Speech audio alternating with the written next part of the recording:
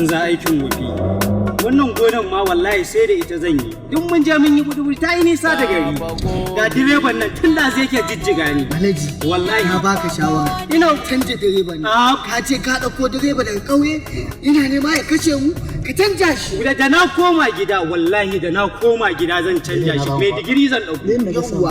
Wallahi duk ya jijjige mu ina komawa gida ina mai tabbatar ma sai na sauke A canja shi. shi. In na manta ka tuna mun. Yawwa ka tuna mun na manta. Tsaya ne fitsari ta nan ta tsaya ne fitsari ta. Au a rara ta ma kake yi. Ƙailan mutanen ƙauye kenan wallahi. Ka ga ko ka gani ko? Ya to ya zan yi.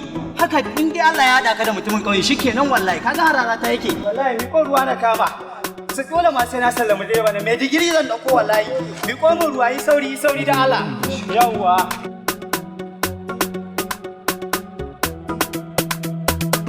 Na pagode. Na pagode, ina pagode. Kullum sai dai mai digiri za ka canja ko? To ko mai niki za ka canja. Kullum ci ma zaune kana zaune a gida. Kai dai ka AC kai waye. Duk wahalar da nake mutumin nan baka gani. Alhaji, ka ce ka ɗauko mutum daga ƙauye, tun na duba cikin motar nan babu ruwa. Ka ce ka sanye. Wajen roba hudu ne fa Ya sanye. Ruwan faro roba hudu. Alhaji ka sanya ji mai nake so na kai. Gama fitsarin nan akwai fulotai dalla a gurin nan. Akwai filaye nuna ma ka Ba siya. ni duwatsu sai Ba ni Alhaji. kula ka san ni ba na barin fuloti da gona ni inda Na sani wallahi Alhaji.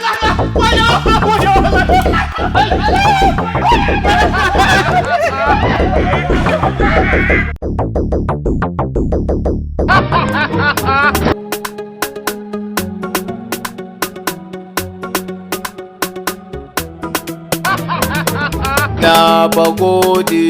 Na pagode, ina pagode.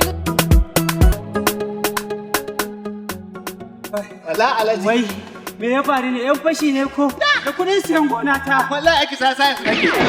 Ake sa science. Ake sa? Science ba.